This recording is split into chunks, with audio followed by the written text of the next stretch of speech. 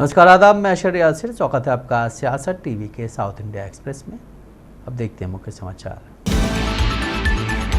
BRS के कार्यकारी अध्यक्ष केटीआर ने सत्तारूढ़ दल द्वारा संविधान पर हमले पर चिंता जताते हुए तेलंगाना के राज्यपाल से शिकायत की है। राज्यपाल के साथ बैठक के बाद बोलते हुए केटीआर ने कहा है कि उन्होंने कांग्रेस सदस्यों द्वारा अन्य दलों के विधायकों को शामिल करके दल बदल विरोधी कानून का उल्लंघन करने के मुद्दे पर प्रकाश डाला। उन्होंने दावा किया है कि राज्यपाल ने उन्हें आश्वासन दिया है कि वो इन चिंताओं का समाधान करेंगे और उठाए गए प्रोटोकॉल मुद्दों के बारे में गृह सचिव से बात करेंगे। बीआरएस के कार्यकारी अध्यक्ष ने ये दिखाने के लिए जल्द ही मेडीगड्डा का दौरा करने का इरादा भी व्यक्त किया है कि ये क्षेत्र हाल की बाढ़ से कैसे बच गया। उन्होंने संविधान को बनाए रखने और ये सुनिश्चित करने के महत्व पर जोर दिया है कि राजनीतिक दलों द्वारा लोगों के लाभ के लिए किए गए वादों को लागू किया जाए। पूर्व मंत्री ने कहा है कि वो इन मुद्दों के समाधान के लिए देश के विभिन्न संवैधानिक संस्थानों से मिलना जारी रखेंगे और संविधान का उल्लंघन करने के लिए जिम्मेदार लोगों को जवाबदेह ठहराएंगे।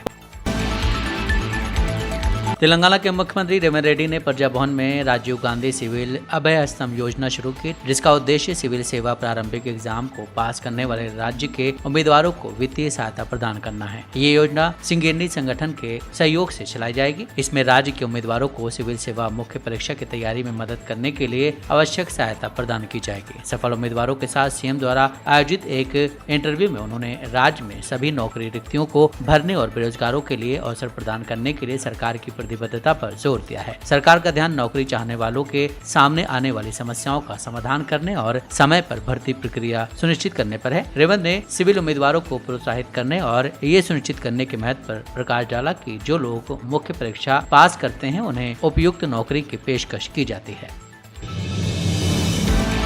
योगी सरकार ने कांवड़ यात्रा को लेकर एक आदेश जारी किया। इस आदेश में कहा गया है कि कांवड़ यात्रा रूट पर सभी दुकानदारों के नाम लिखना जरूरी होगा। योगी सरकार के इस फैसले से सियासी घमासान मचा हुआ। वहीं एआईएमआईएम प्रमुख असदुद्दीन ओवैसी ने योगी सरकार के इस फैसले पर लगातार हमला बोला है। इसी बीच उन्होंने फिर से यूपी गवर्नमेंट के इस फैसले पर सवाल उठाए हैं। असदुद्दीन ओवैसी ने एक रिपोर्ट को शेयर करते हुए सोशल मीडिया पर लिखा है कि यूपी के 51 मार्गों पर खौफ ये भारतीय मुसलमानों के प्रति नफरत की हकीकत है। इस गहरी नफरत का श्रेय राजनीतिक दलों, हिंदुत्व के नेताओं और तथाकथित दिखावटी धर्मनिरपेक्ष पार्टियों को जाता है।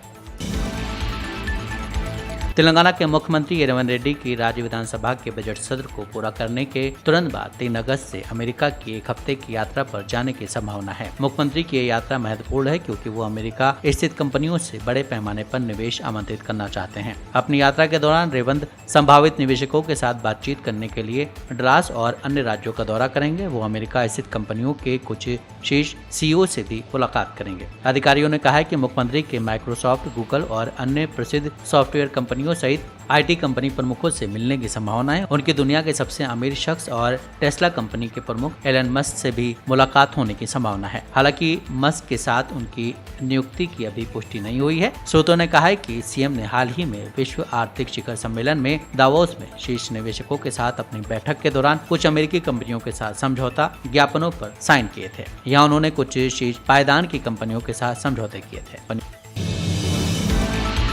आईएमडी हैदराबाद ने आज एक मौसम बुलेटिन जारी किया, जिसमें कई जिलों में पूरे दिन भारी से बहुत भारी बारिश के लिए ऑरेंज अलर्ट की चेतावनी दी गई है। प्रभावित जिलों में कोमाराम, भीम आसिफाबाद, मंचेरियल, जगत्याल, जयशंकर भूपल्ली, मुलुगु, भदाद्री कोटागुडेम, खम्मम, महबूबाबाद, वरंगल और हनुमनकोटा शामिल है। हैदराबाद में दिन भर हल्की से मध्यम बारिश होने की संभावना है। आदिलाबाद, निर्मल, निजामाबाद, राजन्ना, सिरसिल्ला, करीमनगर और पेदपल्ली जिले के लिए आज भारी बारिश का संकेत देने वाला येलो अलर्ट जारी किया गया है। तेलंगाना के सभी जिलों में अलग अलग स्थानों पर बिजली गिरने और 30 से 40 किलोमीटर प्रति घंटे की रफ्तार से तेज हवाओं के साथ आंधी आने की भी संभावना है।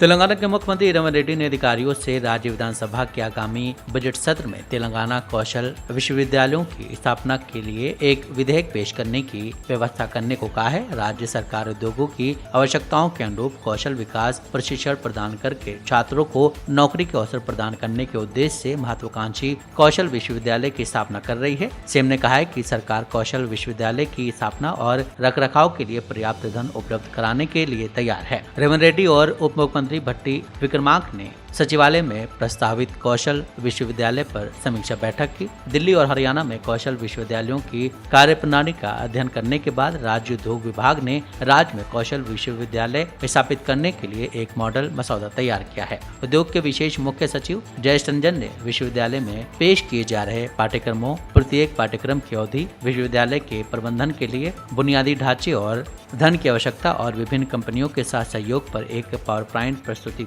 प्रस्तुत की। सीएम ने नई यूनिवर्सिटी का नाम तेलंगाना स्किल यूनिवर्सिटी रखने का फैसला किया है। राज्य सरकार ने तेलंगाना राज्य में हाई स्कूल का समय बदल दिया है, जो सुबह 9 बजे से शाम 4:15 तक संचालित होंगे। अब तक हाई स्कूल सुबह 9:30 बजे से शाम 4:45 तक चलते थे। स्कूल शिक्षा विभाग के एक प्रस्ताव के आधार पर प्रमुख शासन सचिव बुर्रा वेंकटेशम द्वारा हाल ही में हाई स्कूलों के समय में बदलाव का आदेश जारी किया गया है। हाई स्कूल के समय को प्राथमिक और उच्च प्राथमिक स्कूल के समय के बराबर करने के लिए बदलाव किया गया है। हालांकि सरकार ने हैदराबाद और सिकंदराबाद के शहरों में स्कूल का समय सुबह 8:45 से शाम 4 बजे तक कर दिया है। ये समय ट्रैफिक की भीड़ भाड़ को देखते हुए लागू किया गया है। आंध्र प्रदेश के आवास, सूचना एवं जनसंपर्क मंत्री कुसुलू पारसार्थी ने 2 दिनों से हो रही लगातार बारिश की वजह से लोगों को सतर्क रहने और सावधानी बरतने की सलाह दी है। उन्होंने नुजवित निर्वाचन क्षेत्र के लोगों को भारी बारिश की वजह से किसी भी समस्या की रिपोर्ट करने की सलाह दी और कहा है कि संबंधित अधिकारी तत्काल कार्रवाई करेंगे। उन्होंने कहा है कि खासकर बाढ़ के दौरान गंदा पानी पीने से डायरिया होने की संभावना रहती है। ऐसे में पानी को उबाल कर ठंडा करके पीना बेहतर होगा। लोगों को टूटे हुए बिजली के खंभों के वजह से बिजली कटौती, उखड़े हुए भारी पेड़ों और शाखाओं की वजह से आने जाने में घरों में प्रवेश करने से पहले जहरीले सांपों के प्रति सतर्क रहना चाहिए। मंत्री ने कहा है कि लोग किसी भी मदद के लिए उनके सचिव के नंबर पर 24 घंटे कॉल कर सकते हैं। तमिलनाडु के मुख्यमंत्री एम.के. स्टालिन के बेटे और मंत्री उदयनिधि स्टालिन ने उप मुख्यमंत्री पद पर अपनी संभावित पदोन्नति की खबरों को खारिज कर दिया। हड़तालों को संबोधित करते हुए उदयनिधि ने कहा है कि डीएमके सरकार में सभी मंत्री मुख्यमंत्री के डिप्टी के रूप में काम कर रहे हैं। उप मुख्यमंत्री बनाए जाने को लेकर कई खबरें आ रही हैं। उदयनिधि ने कहा है, मैंने पहले भी प्रेस कॉन्फ्रेंस में कहा है कि हमारी सरकार में सभी मंत्री उप मुख्यमंत्री हैं। उन्होंने कहा है कि उनकी प्राथमिक प्रतिबद्धता डीएमके युवा विंग सचिव के रूप में बनी हुई है। उन्होंने कहा है कि मेरे अनुसार कोई भी पद हो, युवा विंग सचिव पद मेरा पसंदीदा है। उदयनिधि ने 2026 के चुनाव में पार्टी की सफलता पर भी भरोसा जताया और कहा है कि 2026 का चुनाव हमारा लक्ष्य है, जहां हमें काम करना चाहिए और पिछले चुनाव की तरह जीत हासिल करनी चाहिए। उन्होंने कहा कि जो भी गठबंधन आएगा, हमारे नेता जीतेंगे और हमारे सीएम एम.के. स्टालिन ही होंगे। साउथ इंडिया एक्सप्रेस यहीं समाप्त होता है। मुझे दें इजाजत। बाकी खबरों के लिए आप बने रहें सियासत टीवी के साथ।